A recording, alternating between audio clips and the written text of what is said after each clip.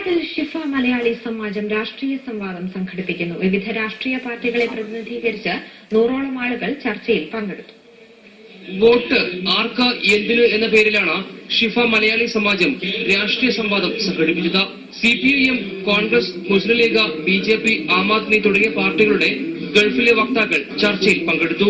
നരേന്ദ്രമോദി പ്രധാനമന്ത്രിയായാൽ അത് ജനാധിപത്യത്തിൽ നിൽക്കുന്ന കളങ്കമാണെന്ന് ലീഗിനെ പ്രതിനിധീകരിച്ച് ചർച്ചയിൽ പങ്കെടുത്ത അർഷുൽ അഹമ്മദ് അഭിപ്രായപ്പെട്ടു.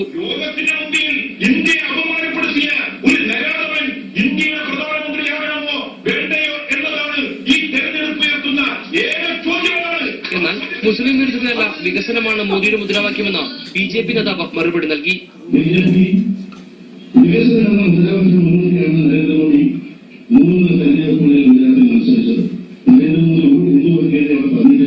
സുധീർ കുമിൾ CPIM-നെ പ്രതിനിധീകരിച്ച് സംസാരിച്ചു. ഇത്തരം സ്ത്രീകളുമായി ബന്ധപ്പെടുകയോ പീഡനത്തിനപ്പെടുകയോ ബലാത്സംഗത്തിനപ്പെടുകയോ ചെയ്താൽ പാർട്ടി അവർക്ക് സ്ഥാനമില്ല എന്ന് പറഞ്ഞ പുറത്താക്കുന്ന പാർട്ടി CPIM പ്രത്യേകം.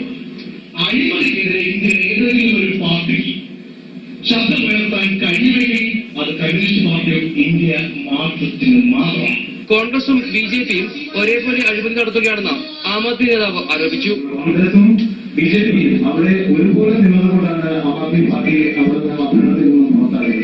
അഴിമതി കാണിക്കുന്ന ജനപ്രതിനിധികളെ തിരിച്ചു വിളിക്കുന്ന തരത്തിൽ നിയമം പരിഷ്കരിക്കണമെന്ന് ചർച്ചയിൽ പങ്കെടുത്തവർ അഭിപ്രായപ്പെട്ടു. ക്യാമറമാൻ നൌഷാദ് അസീസിനൊപ്പം നസറുദ്ദീൻ VJ, റിപ്പോർട്ടർ റിയാദ്. ലോകത്തിലെ ഏറ്റവും വലിയ